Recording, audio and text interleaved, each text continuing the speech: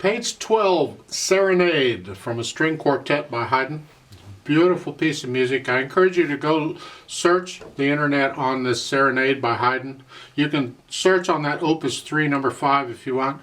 It's a gorgeous piece. Just listen to the strings play it. You get an idea of how it could sound. 4/4 time, let's take a look here. I want to cover a few things. I'm not going to feed you the notes or the rhythms. You ought to be able to do that on your own by now. But there's a few things I'd like to point out. On these dotted rhythms, like at the beginning, you have that pickup. Make sure that is a short note. Don't make it a long. Don't turn it into a triplet. Make it short. It needs to be crisp. In the second line, first and second measures on the G's. So those 16th notes need to be fairly short. Now the fingering wise, you can finger it pretty much like they're showing in the book. I have a couple suggestions here. In the right hand, this second line, first measure, you're starting out here, and then going on, it's an octave. That's between a phrase. You can lift up here if you want. But I prefer, when I first learn a piece, I play it all legato, all connected. So I prefer to play that first G with reach up and use fifth finger. And then you can use whatever finger you want for the short note, but for the G in the next measure, we need third finger there. So it's, I can change it immediately, or I can do, it's up to you on how you want to do it, but I would use fifth finger on the first G.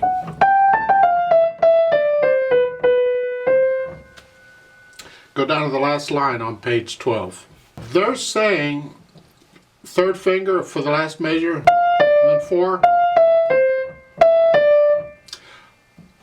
It's because of the phrasing. I disagree. Keep in mind this is for strings.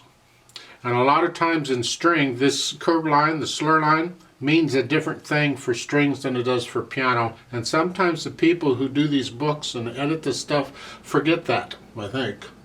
So it's like here, they're slurring the C and the G in the next to the last measure, and then a new one. Like you could lift up. No, you want to connect those 4 notes together. Connect them together. So fingering here, rather than 2, use third, 2, 1. Like that. Connect them. Like so. Most of the slurs you're going to lift up between them, before and after the slur. It's like taking a breath. But a lot of times, as I said, with string music, they don't do that. It simply tells them when to change bows. But you can change bows on a violin or viola or whatever without silence in between them, is what I'm getting at. But like at the beginning, these slurs, yeah, it's like a breath, it's like a new phrase. Lift up. Now there, in the last measure of the first line and the 2 eighth notes, I'd connect all that together and to me, I would make a big break between those. No, connect all that together. Go listen to the strings play it, and you can hear how they're phrasing the music, and do it that way. You can take a pencil and write in the different, because the slurs they're giving you is for different things. I guess what I'm trying to say is I wouldn't necessarily lift up before and after the slurs in this arrangement.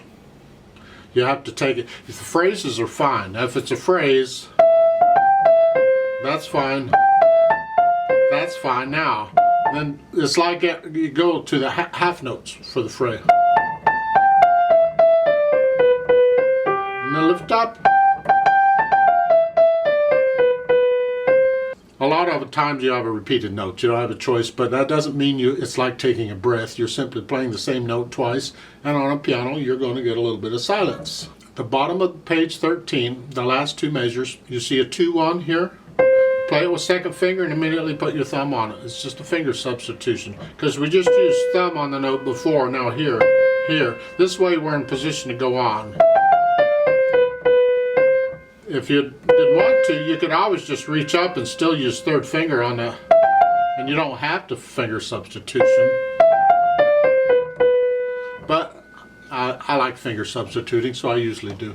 Now back on these phrasing and things I was talking about, not all the notes are slurred here. They're not showing it. For instance, the second line on page 13 here, those are slurred, but these are not. You can separate those slightly. This gets into interpreting the music. So they want you to slur the first two together. They don't give you anything on the second one.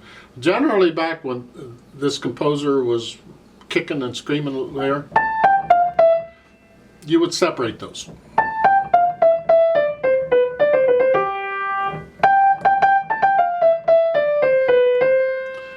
So you can do that, and that's some variety. It's that way they're not always played the same, because on page 12 they are. They're all connected pretty much. So having some variety like that is nice. And the left hand is just Alberti bass.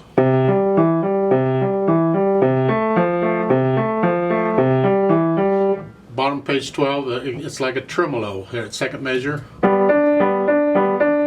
Just rotate the hand slightly, that's all I'm doing here. I'm not holding the hand still and trying to use the fingers. Just rotate the hand.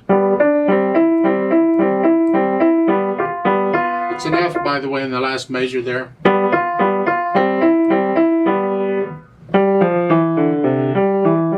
Top of page 13, going from the first measure to the second measure. Connect that together.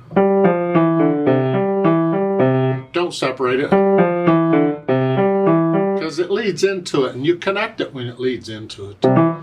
And they don't give you any articulation, any slurring or anything to speak of for the left hand on this. Connect them. If you want, you can experiment once you learn it with interpreting it, is finger pedal the first note.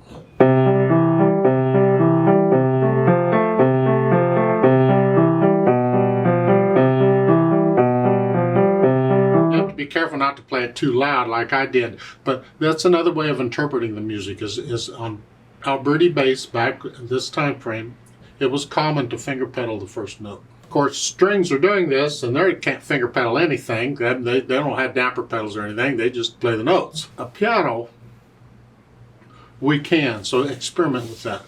You might like it, you may not like it. You put in the dynamics, that's up to you. Remember, it applies to the right hand. Keep the left hand in the background. We want to hear soft. Keep this very soft.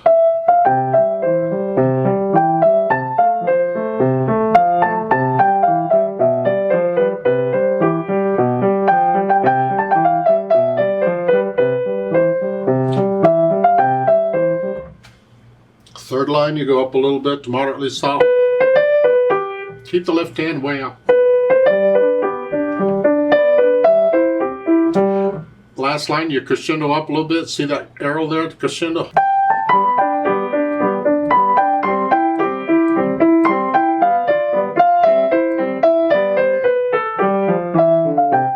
And at the top of page 13, you come back down to soft.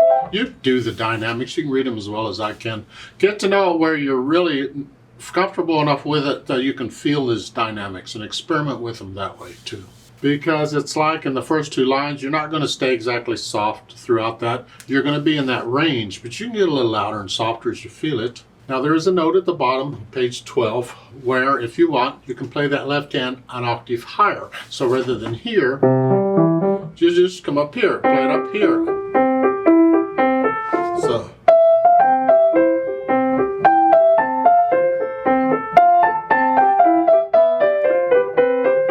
Now there, in the first measure, second line, you have to play that G as an eighth note to get off of it.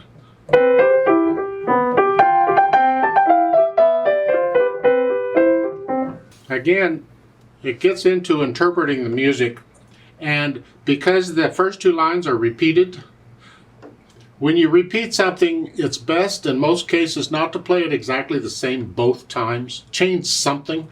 It's usually change the interpretation somehow, or you change the dynamics or the articulation or something. Well, this could be what you could change. So play it the first time where it's written. And then when you repeat it, play it higher. But you're going to have to move fairly quickly because that first ending is here. If you want, you could change in the middle of the first ending. So change that if you want. That's kind of tricky though. I think I'm going to leave that out. It's hard enough without having to move myself. If they would have put in a rest or something in there, I could do it, I suppose. Of course, there is a rest at the beginning on the pickup. So if you want, put in a rest in the left hand on the first ending. That gives you a chance to move your hand up. So it's here, the first ending. You could try that. I mean, it is an arrangement. We can try it. You experiment with the, first learn it the way it's written. And then you can experiment with this other stuff if you want. Now they show pedaling at the bottom. I have problems with that because this is a very clean piece. You know, as I said, string instruments don't have pedals. They play the note and they go on. But we have a problem here because in the right hand you have here. That's a jump. That's an octave. You have to lift up. You don't have to. There's other ways of doing it. I would prefer to connect all that together. Well, you have a pretty big hand to do that. If you have a big hand, by all means, do it. That pedal would help to connect it, but the pedal adds a bunch of overtones and you lose this cleanness. You know, they're mixing all that together.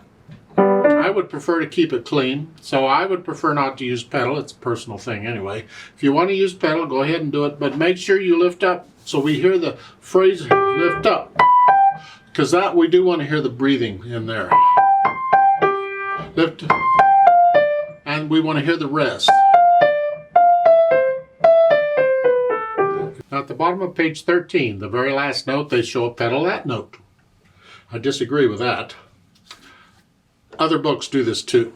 The idea is when you're pedaling a note, the longer notes you can pedal them because it adds the overtones, which adds color to the note. So it just doesn't sit there. And that's one of the reasons we pedal, is to add color to the music when we need it. My problem is we finished it, you slowed down, you're soft, you're coming down here at the... If I add color to that note, it like makes it bigger. It sounds bigger. I don't want it to sound bigger. It's the last one. It's got to come down. It's almost like I played it louder. I didn't, but it would sound bigger with the overtone. So I'm saying no, don't pedal the last note. Well, you do what you want, but I'm not going to pedal it. Speed-wise, gentle. Andante cantabile, just a gentle speed, just singing style.